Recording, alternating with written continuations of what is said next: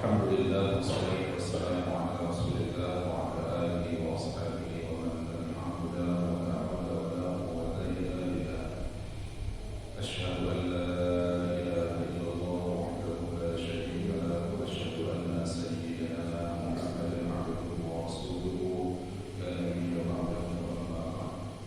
Faqala Allah fil Qur'anil azim, bismillahirrahmanirrahim, wa qul subhanaka la ilma lana illa ma 'allamtana innaka antal halimul hakim. Shadaqallahul azim. Bersyukur kepada Allah Subhanahu wa taala, kita ucapkan alhamdulillah. Salawat kepada Nabi Rasulullah sallallahu alaihi wasallam, kita bacakan Allahumma shalli wa sallim wa barik alaihi. Pada malam hari ini berkaitan dengan tanggal 1 Muharram 1443 Hijriah, maka kajian kita akan kita fokuskan pada amaliyah bulan Muharram atau awal tahun. Adapun rujukan kita dalam kajian kita pada malam hari ini adalah kitab Kanzun Najah was-Surur bil Adhiyati allati tashqaqu as-sudur yang disusun oleh Syekh Abdul Hamid Muhammad Mahdi Lubus. Beliau ini lahirnya di kota Makkah Mukarramah pada tahun 1280 Hijriah. Kemudian belajar kepada banyak guru, di antaranya mufti mazhab Syafi'i di Makkah Mukarramah, yaitu As-Sayyid Ahmad Zaini Dahlan. Lalu beliau menghafal Al-Quran Al-Karim dalam usia relatif muda dan banyak menghafal matan-matan atau nas-nas yang berkaitan dengan sastra bahasa dan kaidah-kaidah lughah Arabiyah seperti Ajrumiyah, Alfiyah, Ibnu Malik, matan Rabbiyah, yaitu kajian tentang qawaid, dan kemudian kitab-kitab fikih yang lain. Jamaah yang dimuliakan Allah, sampai kemudian pada puncaknya para guru-gurunya memberikan ijazah kepada Syekh Abdul Hamid Lubus untuk menjadi guru atau menjadi muallim di Masjidil Haram. Jadi di Masjidil Haram itu banyak sudut-sudut yang digunakan oleh ulama-ulama kita untuk menyampaikan kajian-kajian ilmu kepada para jamaah sholat rawatib atau sholat lima waktu yang ada di Masjidil Haram. Dan kemudian terus-menerus dia sebagai pemateri atau penyampai ilmu di kajian-kajian Masjidil Haram itu lebih kurang mencapai 30 tahun. Jadi di antara salah satu karya ilmiah yang beliau tulis dalam masalah amaliyah itu adalah kitab Kanzun Najah was-Surur yang pada hari ini insyaallah akan kita baca beberapa bagian di dalam kitab ini. Jemaah yang dimuliakan Allah Subhanahu wa taala, ulama mengatakan al-Muharram syahrul azim. Muharram itu adalah bulan yang mulia. Keutamaannya sudah begitu sering kita dengar dan bahkan sudah umum mengenai keutamaannya. Dan afdhalus syuhur ba'da Ramadan, setelah bulan Ramadan maka bulan terbaik untuk melakukan ibadah puasa itu adalah bulan Muharram. Lalu kemudian fahuwa syahrullahil muharram, dan dia juga termasuk bulan Allah yang muharram. Kan di dalam Al-Quran Allah katakan minha arba'atul hurum, di antara 12 bulan yang beredar dalam satu tahun itu ada di sana bulan-bulan hurum. Maka termasuk salah satunya adalah bulan Muharram.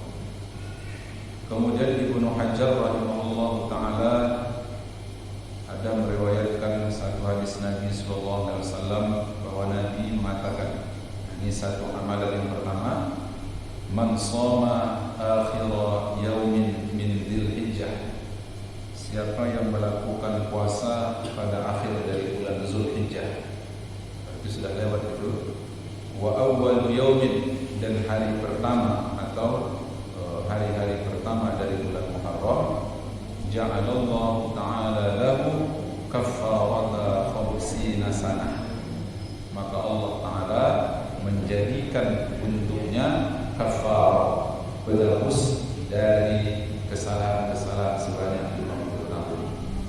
Wa shaumu yaumin minal muharram bi shaumi 30 yauman, dan orang yang berpuasa pada bulan Muharram 1 hari, maka sama dia seperti melakukan puasa sunnah 30 hari. Ini fadilah yang pertama, dan riwayatnya berasal dari Hafsah. Kemudian yang kedua, Al-Imam Al-Ghazali rahimahullah dalam kitabnya Al-Ihya atau kitab Ihya Ulumuddin, Al-Imam Al-Ghazali menulis satu hadis Nabi sallallahu alaihi wasallam. Apa kata Nabi? Man shoma salasata ayyamin min syahri haram. Siapa yang melakukan puasa 3 hari pada Syahrul Haram. Maksud Syahrul Haram ini bulan haram, termasuk salah satunya adalah bulan Muharram. Salasa ayyam, 3 hari. Nah, yang termasuk dalam 3 hari ini adalah ayyamul bid, yaitu tanggal 13, 14 dan 15. Kemudian wal khamis wal jumu'ah was sabt. Dia juga berpuasa di hari Kamisnya, hari Jumatnya, dan di hari Sabtunya. Kata ulama fikih, tidak apa-apa menggandengkan ketiga-tiga hari ini. Puasa di hari Kamis, nyambung di hari Jumat, nyambung di hari Sabtu. Bagus, bahkan afdal. Kata Allah Ta'ala lahu ibadah sab'imi'ati amin, maka Allah mencatatkan untuk dia seperti beribadah selama 700 tahun.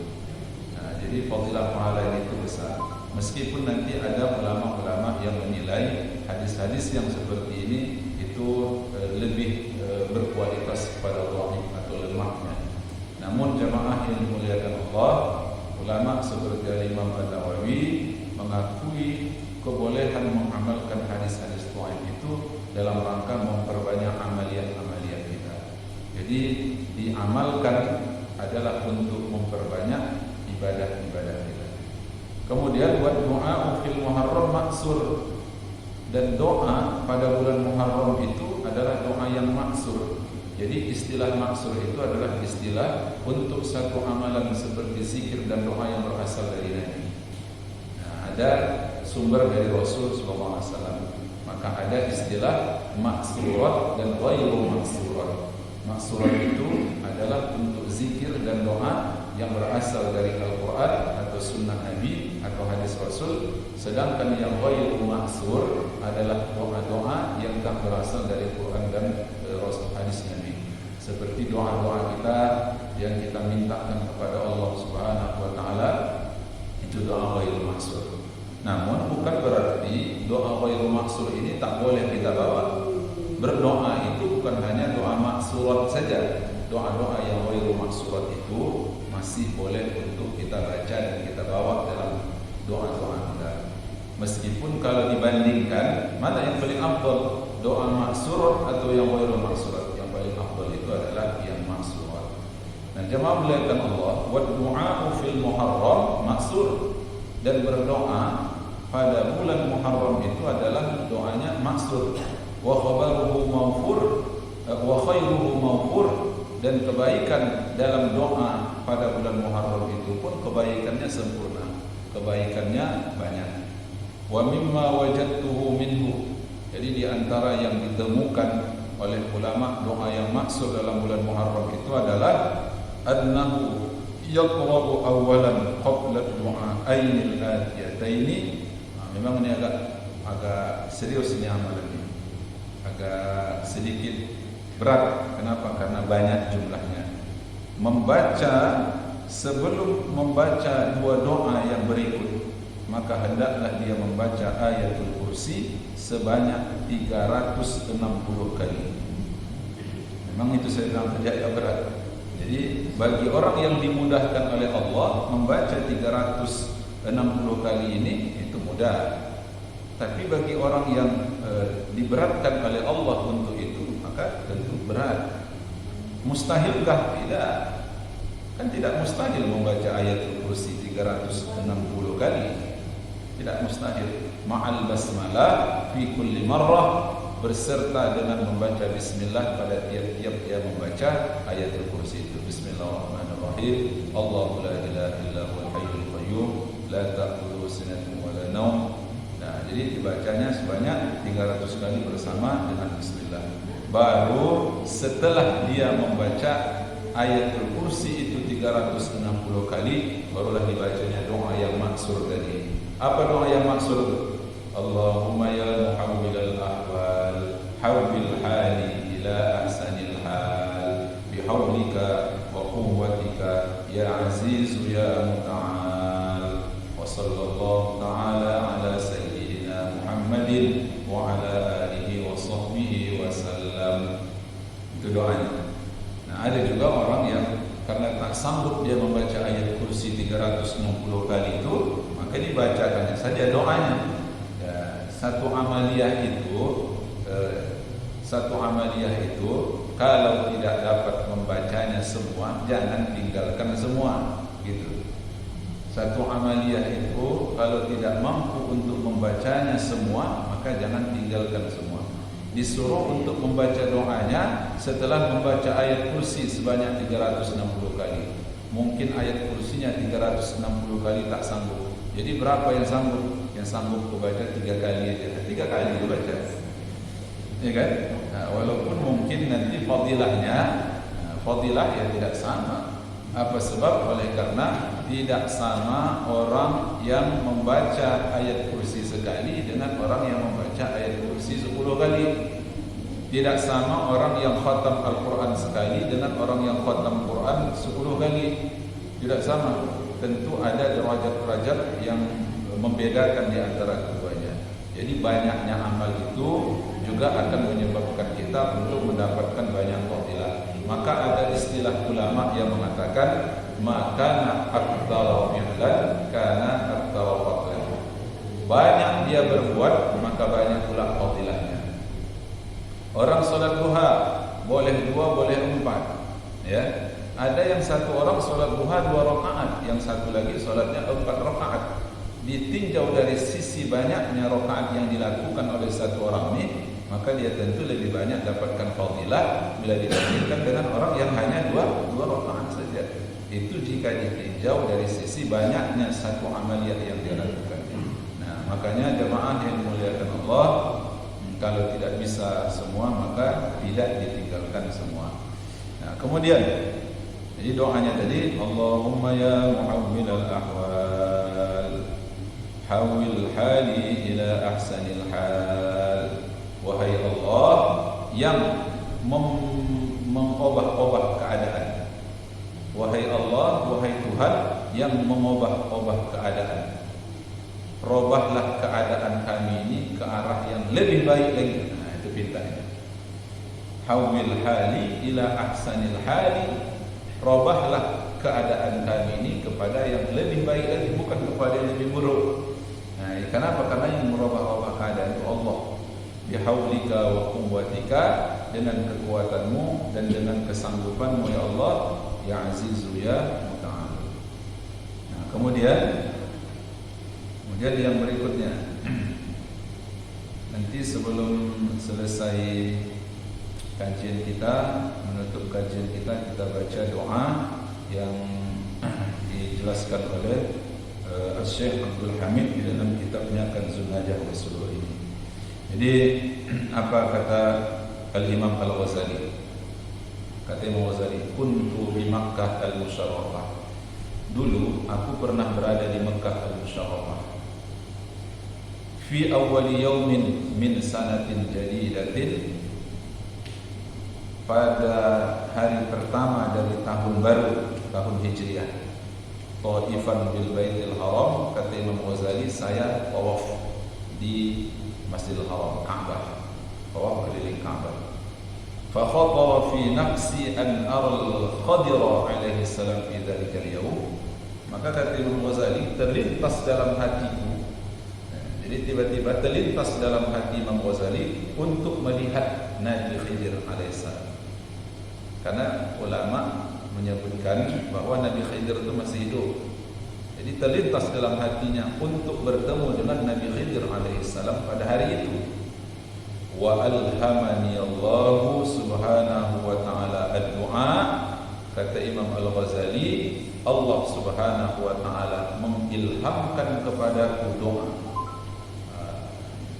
Jadi Imam An-Nawawi, Imam Al-Ghazali adalah orang yang disebut sebagai Hujjatul Islam. Ini memiliki banyak karamah. Jadi Allah ilhamkan sama Imam Al-Ghazali itu doa. Fada'autullaha ta'ala. Lalu dengan doa yang diilhamkan Allah kepada Imam Ghazali tadi, maka aku pun berdoa kepada Allah ayyajma' baini wa bainahu fi dzalikal yaum. Mudah-mudahan Allah mempertemukan aku pada hari itu dengan Nabi Khidir. Fama faraghtu min du'ai. Maka udah begitu mau selesai doaku tadi, hatta zahara li al-Khidir alaihi salam fil maqaf, maka bertemulah aku dengan Nabi Khidir itu di tempat itu. Nah, jadi tentunya Nabi Khidir itu dikenal oleh Al-Imam Al-Ghazali. Nah, jadi yang mengenalnya itu mungkin adalah pengenalan ma'rifah, qalbun yang ma'rifah, hati yang ma'rifah. Kalau akan hadir di hadapan kita Khidir, mungkin kita tidak tahu apakah itu Nabi Khidir atau tidak. Nah, oleh karena barangkali kurang tajam ma'rifah kita. Lalu faja'altu atufu ma'ahu. Karena dia juga tawaf, aku pun ikut tawaf bersama dengan dia. Wa af'alu fi'lan, dan aku pun melakukan apa yang dia lakukan. Jadi artinya apa? Imam Ghazali itu mengikut dengan apa yang dibuat oleh Khidir ketika dia bertawaf tadi. Wa aqulu qawlahu, apa yang dia zikirkan aku ikut zikirkan. Hatta faragha min tawafihi, sehingga selesai dia dari tawafnya. Fajalastu musyahidan lil baitis syarif. Lalu aku dekat dia, kata Imam Ghazali, ku tataplah Ka'bah tadi. Thumma tafata ilayya, dia pun nengok saya, kata Imam Ghazali. Nabi Khidirnya lihat saya. Wa qala, lalu dia berkata, ya Muhammad. Jadi Al-Imam Al-Ghazali itu dipanggil dengan Muhammad. Apa sebab? Karena itu nama aslinya, Muhammad bin Muhammad Al-Ghazali. Ya, apakah entah 3 kali atau 4 kali itu. Jadi nama ayahnya Muhammad, nama kakeknya Muhammad, nama dia juga adalah Muhammad. Jadi ya Muhammad, kata Nabi Khidir, ya Muhammad, man ladzi da'aka ila su'alillahi azza wa jalla liyajma' baini wa bainaka fi hadzal yaum hadzal haram syarif. Doa apa yang sudah kau bacakan? Apa doa yang sudah kau minta kepada Allah supaya kita bertemu pada hari ini pas di haram syarif ini, di Ka'bah yang mulia ini? Maka apa kata Imam Ghazali? Ya sayyidi hadhihi sanah jadidah. Wahai sayyidi. Sayyidi itu gelar untuk orang yang dimuliakan, Nabi. Wahai sayyidi, wahai tuanku, hadhihi sanah jadidah, tahun ini tahun baru. Nah, berarti awal bulan Muharram. Wa ahbabtu an ata'assa bika fi iqbaliha bi syai'in min ta'abbudatika wa tadarru'atika. Aku sangat menyukai, aku sangat rindu dan sangat ingin bertemu denganmu supaya aku bisa mengikut bagaimana cara ibadahmu, bagaimana cara khusyukmu. Oh, begitunya. Nah, maka diajarkan oleh Nabi Khidir kepada Imam Al-Ghazali, farka' bi ruku'in tamin. Nanti ketika salat, pada saat kau rukuklah kau dengan sempurna. Karena memang dalam hadis pun Rasulullah, jadi apa yang diajarkan oleh Nabi Khidir ini itu adalah apa yang diajarkan oleh Nabi Muhammad SAW. Lalu kemudian diperkuat lagi oleh Nabi Khidir. Kan Rasulullah menyuruh supaya rukuk itu betul-betul bagus. Kata Nabi, kalau rukuk itu jangan nungkik ke atas, jangan dongak ke atas, jangan pula nungkik ke bawah. Rukuk yang paling disukai Allah itu adalah rukuk dalam keadaan lurus betul pinggangnya, sehingga saking lurusnya pinggang tadi, maka kemudian bisa diletakkan sesuatu lalu kemudian tidak jatuh. Itu adalah rukuk yang ideal. Lalu faqumta wa sallaita ma amarani bihi falamma faqumtu wa sallaitu ma amarani bihi falamma faragtu min zalika qala, maka Aku pun berdiri dan solat seperti yang dia perintahkan, melakukan atau membuat rukuk yang bagus, membuat rukuk yang betul-betul bagus. Falamma faragtu min zalika, tatkala aku telah selesai melakukan solat tersebut, maka Nabi Khidir menyuruh fad'u bihadzal du'a'il maqsur al-jami' lil khairat wal barakat. Maka doakanlah doa yang maksur, doa yang menghimpun banyak kebaikan dan keberkahan. Mana dia doanya itu? Ini doanya. Panjang nih. Bismillahirrahmanirrahim. Alhamdulillahirabbil alamin. Allahumma inni as'aluka bika an tusalliya wa tusallima ala sayyidina Muhammadin wa ala sayyidil anbiya'i wal mursalin wa ala alihi wa sahbihi ajma'in wa an taghfira li ma madha wa tahfizani fi ma baqiya ya arhamar rahimin. Allahumma hadhihi sanah jadidah muqbilah lam a'mal fi ibtida'iha 'amalan yuqarribuni ilayka zulfa ghayra tadarru'i ilayk fa as'aluka an tuwaffiqani lima yurdik 'anni min al-qiyam bima laka 'alayya min ta'atik wa alzamtani al-ikhlas fihi liwajhika al-karim fi 'ibadatik wa as'aluka itmama dhalika 'alayya bi fadlika wa rahmatik. Allahumma inni as'aluka khayra hadhihi as-sanah muqbilah yumnaha wa yusraha wa amnaha wa salamataha wa a'udzu bika min shururiha wa su'udiha wa usriha wa khawfiha wa halakatiha wa arghabu ilayka an tahfaza alayya fiha dini alladhi huwa ismatu amri wa dunyaya allati fiha ma'ashi wa tuwaffiqani fiha ila ma yurdika anni fi ma'ani ya akramal akramin wa ya arhamar rahimin. Wa sallallahu ta'ala ala sayyidina Muhammadin wa ala alihi wa sahbihi wa sallam وعلى آله وصحبه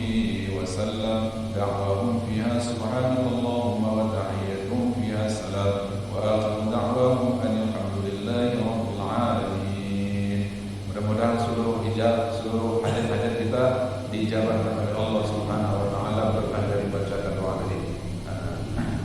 Jemaah melihat Allah, kalau ada doa-doa yang kita tak hafal tapi dapat kita temukan dalam satu catatan itu disimpan. Nanti waktu berdoa kita baca aja. Jadi tak pun pada dihafal, tapi boleh kita membaca satu doa itu kita lihat dengan catatan-catatan kita. Andai nanti ada di antara kita yang mau melaksanakan ibadah haji, lalu kemudian wukuf dia di Arafah. Doa wukuf di Arafah itu panjang. Kalau dituntut kita untuk menghafal, tak jadi-jadi kita berangkat ke Mekah. Tak jadi aku berangkat ke Mekah, Ustaz. Kenapa? Tak hafal ke doa wukuf di Arafah. Jangan gitu. Bawa saja doa wukuf di Arafah itu, karena namanya wukuf. Disediakan bagi kita waktu untuk, kalau bahasa bahasa luarnya berkontemplasi gitu kan. Disuruh kita untuk betul-betul fokus mengingat Allah dalam kesendirian kita di tengah-tengah ramainya makhluk. Cari tempat-tempat yang agak sedikit lapang atau agak sedikit sunyi. Tinggalkan sejenak kawan-kawan, jangan ada cerita dunia di sana. Lalu buka buku atau catatan-catatan doa hari Arafah, maka baca doa-doa hari Arafah itu. Jadi baca walaupun kita tidak hafal, dibaca. Makanya jamaah haji itu kalau bawa tas kemana-mana itu memang perlu tas yang dibawa itu ya banyak manfaat lah. Kalau orang-orang Seloro bilang itu namanya tas Doraemon namanya. Apa sebab? Karena itu ada duit di situ, hati-hati jangan hilang. Karena nanti ketika pulang dari Masjidil Haram mau menuju ke pemondokan, nengok ada yang mau dibeli gitu ya. Nah, lalu kemudian di situ juga ada catatan-catatan kita. Nah, lalu dalam catatan itu kita menemukan di situ ada doa ketika berada pada tempat-tempat tertentu, maka kita buka lalu kemudian kita doa dan seterusnya.